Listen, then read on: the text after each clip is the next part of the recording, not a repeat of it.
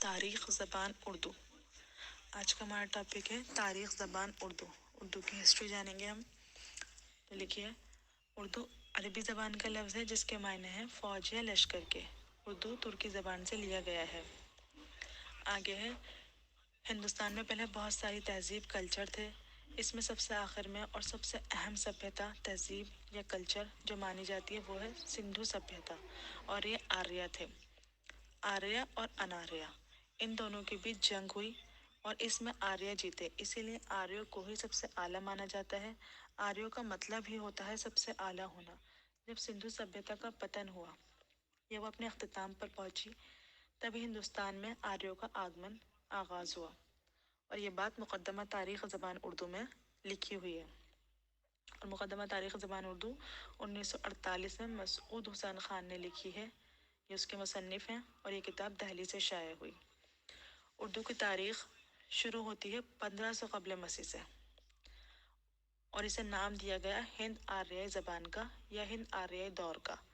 اور اسی میں 1500 قبل مسیح کو 3 ادوار میں تقسیم کیا گیا ہے, جس میں پہلا ہے آپ کا قدیم ہند آریائی, دوسرا ہے عہد وسطی, تیسرا ہے جدید ہند آریائی. اور ان تینوں ادوار پر ہی اردو کی تاریخ مبنی ہے. اب دیکھیں زبان اور زبان. اب ان میں ڈفرینس دیکھ لیں. زبان بھاشا اور لینگویج کو کہتے ہیں. زبان ہماری زبان جیب جس سے آواز بنتی ہے, اور آواز کہتے ہیں الفاظوں کے مجموعے کو. الفاظوں کے ذریعے ہم آپس میں کمیونیکیشن کرتے ہیں, کمیونیکیشن ڈیولپ کرتے ہیں. آواز یا زبان کا استعمال ہم اپنے احساسات, جذبات, خیالات کو ظاہر کرنے کے لیے کرتے ہیں. آگے ہے دنیا میں بہت ساری زبانیں ہیں. دنیا میں جتنی ساری زبانیں ہیں ان سب کو ماہر لسانیات نے 8 ادوار میں تقسیم کیا ہے یا 8 خاندان میں تقسیم کیا ہے. اور اس میں جو ایک فیمس ماہر لسانیت ہے گیررسن, انہوں نے 8 خاندانوں میں زبانوں کو تقسیم کیا ہے. دنیا کی تمام زبانوں کو 8 خاندان میں تقسیم کیا ہے. ان کا نام ہے گیررسن. اور ماہر لسانیات نے اس کو ان 8 خاندانوں کی تمام زبانوں کو صوفی, صرفی, نحوی خصوصیات کی بنا پر تمام زبانوں کو خاندان کو تقسیم کیا ہے. کیا صوفی ہوتا ہے صوفیات سے بنا ہے, صرفی صرفیات, نحوی نحویات. تو صوفی جو ہے وہ تلفظ کے اعتبار سے ہوتا ہے, اس میں صرفیات میں الفاظ کے اعتبار سے, نحویات میں جملوں کے اعتبار سے. اب جو یہ 8 ادوار میں تقسیم کی گئی ہیں اس میں بھی آتے ہیں 8 خاندان جو ہیں وہ 8 خاندان دیکھیے وہ 8 خاندان ہوتے ہیں. پہلا ہے سامی, دوسرا ہند چینی, تیسرا دراوڑی, چوتھا منڈا, پانچواں امریکی, چھٹا افریقہ کی بانتو, ساتواں ملایائی, آٹھواں ہند یوروپی. اور اس میں جو سب سے امپورٹنٹ ہے وہ سامی ہے جو سب سے پہلا ہے, اور 8واں ہند یوروپی. اور سامی خاندان میں آتی ہیں 2 زبانیں عربی اور فارسی. سامی اور ہند یوروپی کا تعلق اردو زبان سے ہے, اس لیے امپورٹنٹ بھی ہے کیونکہ ہم اردو پڑھ رہے ہیں. اردو ہند یوروپی میں آتی ہے لیکن ڈائریکٹ نہیں آتی. ہند یوروپی خاندان میں آتی ہے بٹ ڈائریکٹ نہیں آتی. اس کی بھی ایک زمانی ترتیب ہے. تو زمانی ترتیب کیسا ہے؟ سنسکرت, سنسکرت سے پراکرت, پراکرت سے اپبھرنش, اپبھرنش سے شورسینی اپبھرنش, آگے ہے مغربی ہند, اس کے بعد کھڑی بولی, لاسٹ آتا ہے اردو. اب جو مغربی ہند ہے اس کی بھی 5 بولیاں ہیں اور اسی میں آتی ہے کھڑی بولی, اور کھڑی بولی سے ہی نکلتی ہے اردو. اب آگے ہے سندھو جو بعد میں ہندو ہو گیا, پھر اینڈ میں وہ اندو ہو گیا. یہاں پہ نوٹ کر کے لکھیے کیونکہ عربی اور فارسی زبان میں سا اور ہا کا کنسپٹ نہیں ہے, اس لیے ان سے حرف کی ادائیگی نہیں ہوتی, اس لیے وہ ہندو ہوا, ہندو سے اندو ہوا. آریہ, آریہ کی جو جگہ مانی جاتی ہے وہ تبت سے مانی جاتی ہے. ان کا پہلا گھر تبت کو ہی کہا جاتا ہے, اور یہ بات گلی نے کہی ہے. کس نے کہی ہے؟ گلی نے کہی ہے. اور یہ ایک بہت بڑے اتہاسکار مانے جاتے ہیں. آریوں کا جو وطن ہے وہ سینٹرل ایشیا یا مدھیہ ایشیا ہے, اور اس میں کافی سارے اختلافات ہیں. یہ بات کچھ نے کہی ہے اور کچھ نے تبت کہا ہے, کچھ نے سینٹرل ایشیا کہا ہے. جیسے میکس مولن نے اور اسمتھ ان دونوں کا کہنا ہے کہ آریوں کی آمد سینٹرل ایشیا سے بتائی ہے، اور بال گنگادھر تلک نے اور سوامی آنند نے آریوں کی آمد تبت بتائی ہے۔ تبت کے بھی دو گروپ ہیں، ایک مشرقی آریہ گروپ، دوسرا مغربی آریہ گروپ۔ مغربی آریہ گروپ، جو مشرق آریہ گروپ ہے اور مغرب آریہ گروپ، اس میں مغرب میں جانے والے آریوں کو کینٹم گروپ کا نام دیا گیا۔ تب ان دونوں میں بھی الگ الگ نام ہے۔ جو مغرب میں جانے والے آریہ ہیں ان کو کینٹم گروپ کا نام دیا گیا۔ اس میں زبانیں آتی ہیں، جیسے 3 زبانیں آتی ہیں اس میں بھی۔ 3 کون سی ہیں؟ پہلی یونانی، لاطینی اور جرمنی۔ اب ہے مشرق آریہ گروپ۔ اس میں جو ہجرت کرنے والے آریہ تھے ان کو کوشتم گروپ، اور اس میں 2 زبانیں آتی ہیں، ان کو کوشتم گروپ کہا گیا، اور اس میں 2 زبانیں آتی ہیں، فارسی اور سنسکرت۔ اور یہیں سے مشرق کی طرف سے آریہ ہندوستان آئے اور یہیں آ کر بس گئے۔ جب یہ ہندوستان آئے تو یہاں پہلے سے ہی دراوڑی لوگ رہا کرتے تھے، جن سے آریوں کی لڑائی ہوئی، اور اسی جنگ میں دراوڑ ہار گئے اور آریہ جیت گئے۔ اور اسی جنگ میں دراوڑ ہار گئے اور آریہ جیت گئے، اور اس کی وجہ یہ تھی کہ آریہ بہت بار جنگ کر چکے تھے، وہ اس چیز میں ماہر تھے، اور وہ لڑتے لڑتے ہی ہندوستان تک آئے تھے۔ دراوڑ تھوڑے کمزور تھے کیونکہ انہوں نے کبھی لڑائی نہیں کی تھی، اس لیے وہ ہار گئے۔ اب دراوڑی زبان میں بھی چار بولی آتی ہیں۔ پہلی تمل، دوسری تیلگو، تیسری کنڑی، چوتھا ملیالم۔ لکھا، پہلا تمل، تیلگو، کنڑی، ملیالم۔ اب آگے ہے 4 ویدوں میں جو سب سے قدیم وید ہے وہ ہے رگ وید۔ ابھی ہم آگے وید پڑھیں گے، اس میں جو سب سے قدیم وید ہوتا ہے وہ ہے رگ وید۔ اور ایک 5واں وید بھی ہے جو تمل زبان میں لکھا گیا ہے، جس کا نام ہے کولپیم، اور اس کا موضوع ہے تمل ویاکرن۔ تمل دراوڑوں کی زبان ہے۔ آریوں نے دراوڑوں کو نیچے گھسیٹ دیا تھا اور شمالی ہند میں اپنی سلطنت قائم کر لی تھی، اور یہاں آ کر گزر بسر کرنے لگے تھے۔ اور پھر یہاں پر جو زبان پیدا ہوئی ہم نے اسے ایک نام دیا، اسے ایک خاندان بنایا جس کا نام تھا ہند یوروپی۔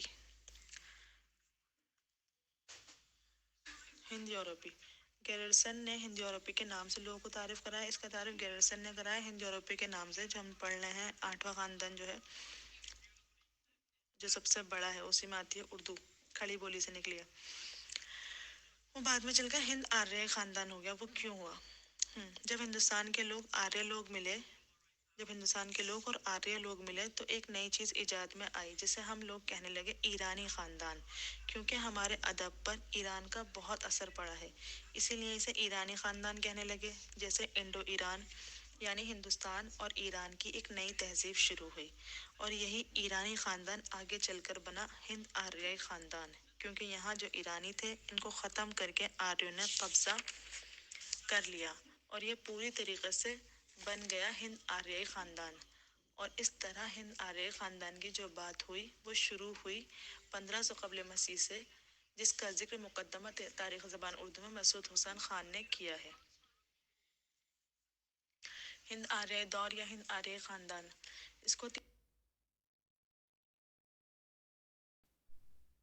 ادوار میں تقسیم کیا گیا ہے۔ پہلا قدیم ہند آریائی اینشینٹ پیریڈ، جو ہے 1500 قبل مسیح سے 500 قبل مسیح تک، تقریباً 1000 سال کا دور ہے یہ۔ عہد وسطیٰ، دوسرا عہد وسطیٰ ہند آریائی میڈیول پیریڈ، 500 قبل مسیح سے 1000 عیسوی تک۔ تیسرا آتا ہے جدید ہند آریائی ماڈرن پیریڈ، جو 1000 عیسوی سے تاحال تک ہے، اب تک ہے، چل رہا ہے۔ تقریباً 3500 سال کی تاریخ ہے اردو کے ابتدائی نام دیکھ لیتے ہیں۔ ہند سے ہندی، ہندوستانی، ریختہ، لشکری، زبان دہلوی، دکنی زبان، اردو معلیٰ۔ اردو معلیٰ کا مطلب ہوتا ہے دربار کی زبان، اور اردو معلیٰ شاہجہاں کے دور میں کہا گیا اردو کو، ٹھیک ہے۔